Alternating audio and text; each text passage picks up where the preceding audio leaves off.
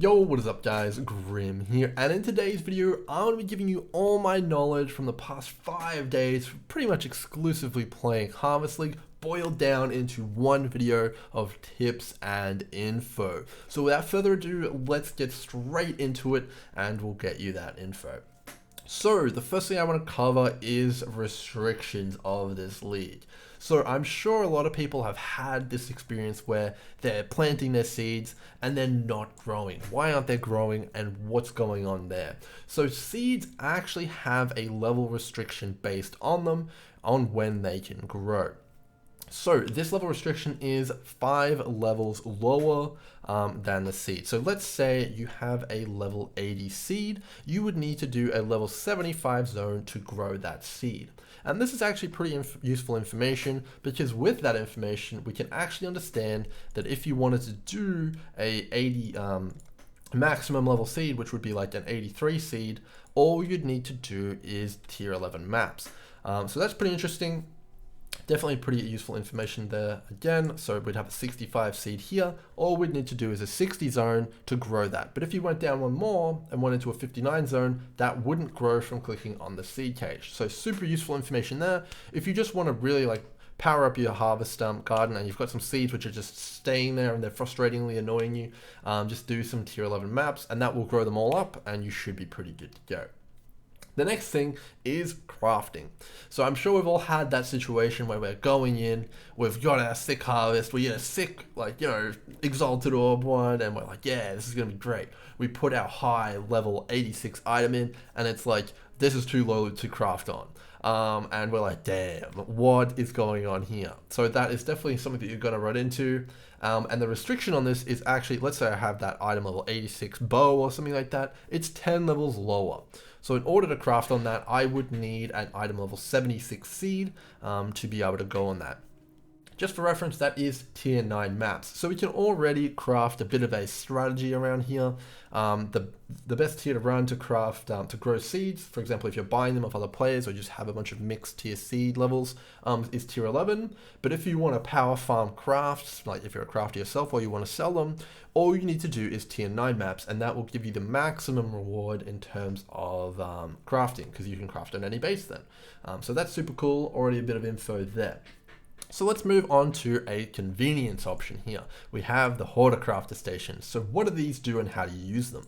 So hoarder crafter stations are essentially a stash for your harvest crafts, which is super awesome indeed. Imagine playing PoE without stash tabs. That's essentially what this league is without these hoarder crafter stations. They're absolutely essential.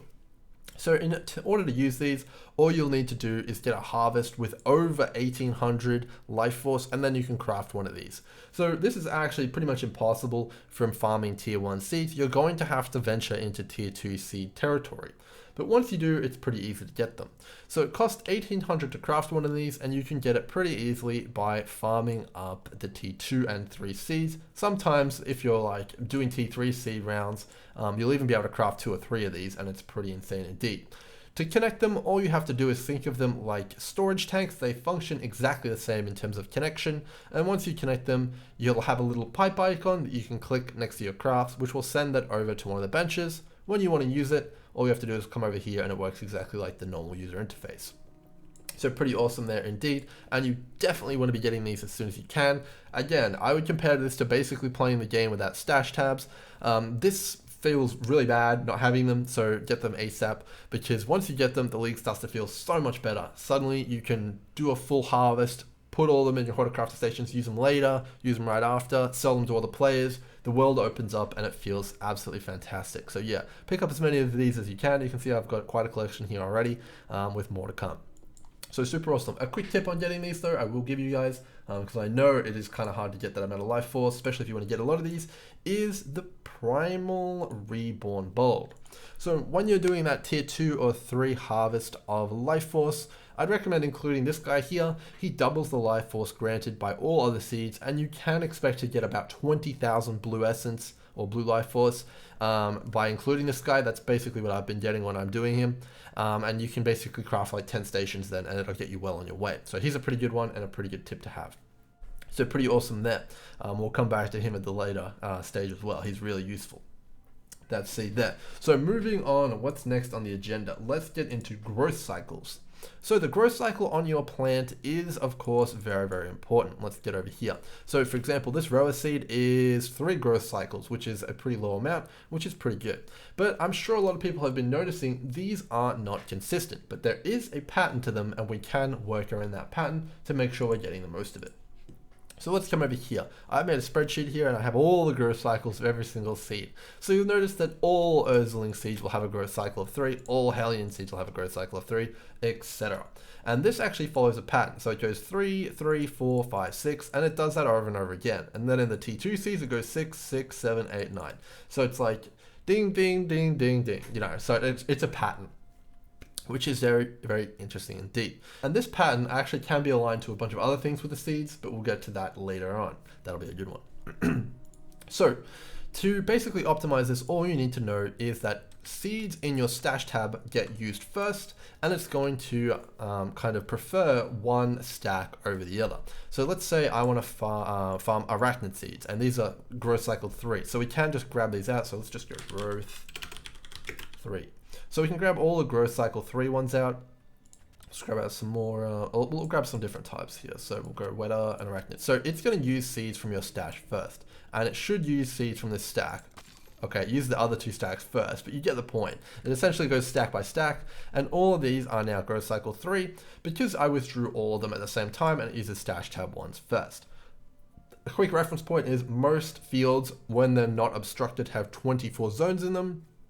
So you can kind of use that as a yardstick, and you can grow your fields in kind of like line them up with the growth cycles of the seeds. So that's super interesting and a super useful tip if you guys are frustrated by the seeds growing at different rates. So super cool there. It does require you to farm up a batch of seeds though. You can't do it seed by seed as some people do it in the maps. So super cool there. Let us move on then. So now that we understand growth cycles and that kind of pattern, how it goes all the way up to T15, sorry, all the way up to 15 at the T4 seeds, we'll move on to life force. So if you're farming this mechanic naturally, you're not buying seeds of other players, you're probably going to be pretty good on life force. Maybe you'll want a bit extra to do horticrafter station stuff, but in general, you should get enough life force from your tier 1 seeds, assuming you're storing it, to grow your tier 2 and 3 seeds that you get naturally from playing the league. However, if you're a player like me and you buy seeds of other players, you'll notice that life force is the primary limiting factor on kind of churning through those seeds and getting the rewards. So we're going to learn about life force. I've min-maxed the hell out of this, and you're going to see the results here. So let's get into the spreadsheet for that, shall we? So the first thing we're going to talk about is life force scaling. So on the tier 1 seed side of things, you'll notice that we go from tier 1 maps all the way up to 16, and it scales pretty nicely. We end up with about 3 times the amount of life force from a tier 16 seed as a tier 1 seed, which is pretty good. Now the downside of this is that the requirements actually scale equally. So if we have 2 people, one person doing tier 1 maps and one person doing tier 16, and they're just engaging with the league mechanic naturally, like they both get a tier 2 seed to drop, it's actually going to take them the same amount of time, assuming they stick to their appropriate tiers, to grow that seed as each other. So there's no benefit in going to higher tier maps and growing seeds faster if you're only engaging in the league mechanic yourself. Now where this changes is though, if for example, I'm a tier 16 player and I buy a seed off a tier 1 player, then I'm going to be able to grow that seed at about 3 times the speed, which is massively good, and it's going to allow you to really churn through those seeds quickly. So the strategy here is if you're buying seeds, try and look for low item level ones where appropriate. Obviously if you're doing crafting, you need to get to that 76 breakpoint, but apart from that, you want low item level seeds if possible, because that's going to allow you to grow them much quicker and really get through those requirements, which is the bottleneck. So super interesting tip there, which you guys can leverage.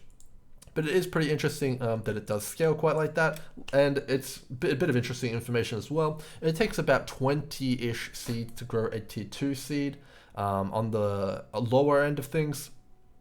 So yeah, that's about there. On the higher end of things, it does take about 30. So it gets you get about 10 seeds on average per map. So that's about 3 maps to grow 1 seed. But if you want to do a full field of 24 tier 2 seeds, it starts to get a bit intense. Obviously, that's a lot of maps to suddenly do.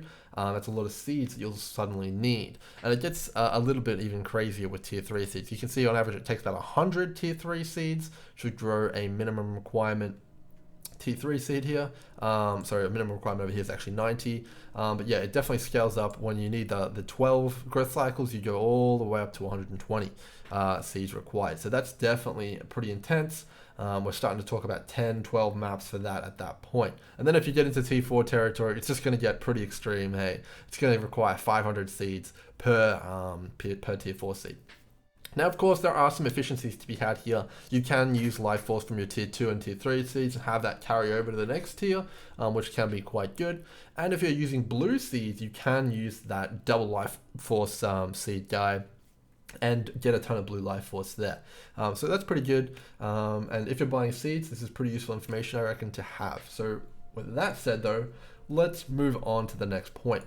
Seed rarity. Okay, so I ran a test in the quarry and I did a ton of quarry runs until I had around 1,500 seeds. So with those 1,500 seeds, I decided to break it down and figure out what I got. But before we get into that, you're probably thinking, well, you know, quarry, are you kidding me? That's a low area zone. Surely you get higher tier, like rarity seeds and stuff like that from the higher tiers.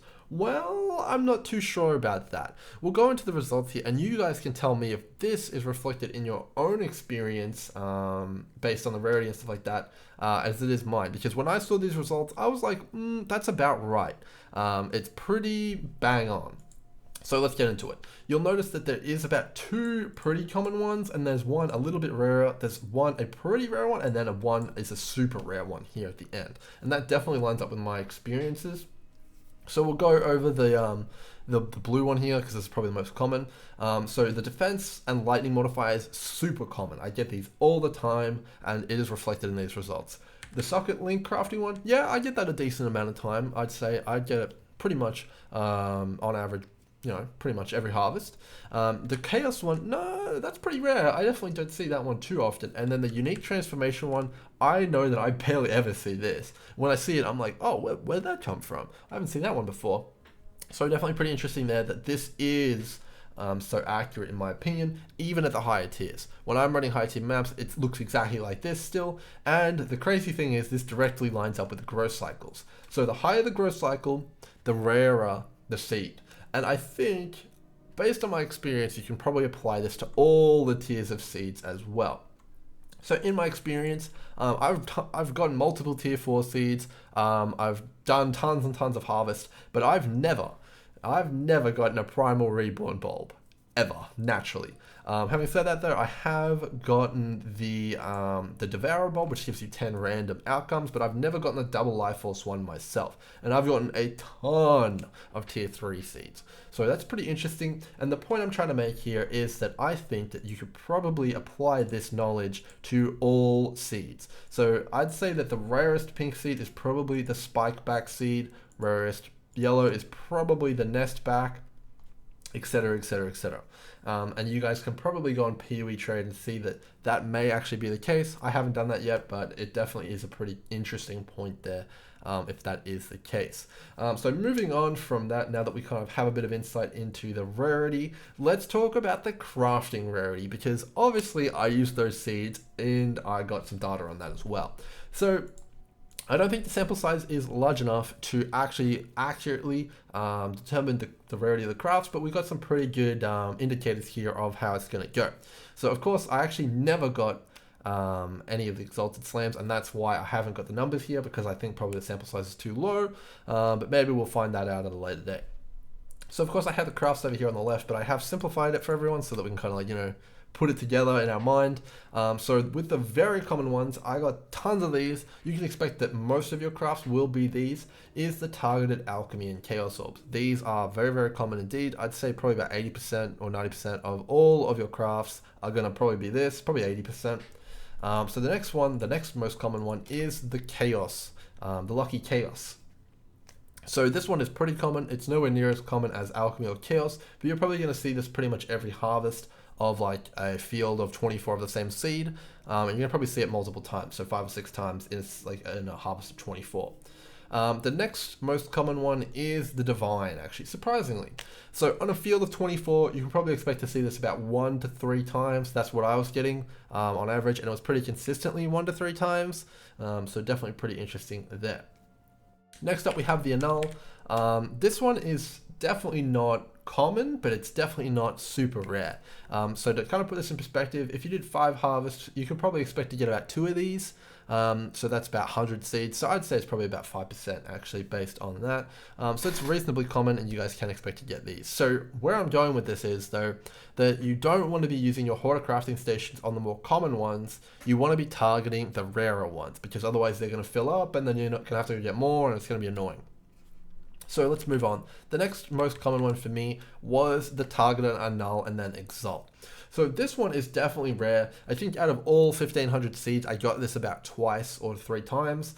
So definitely pretty rare indeed, but it's definitely not impossible to get this. So it's definitely on the more common side in terms of super rare seeds, if you know what I mean, but definitely rare. So next up, we got the Exalt and the Lucky Exalt.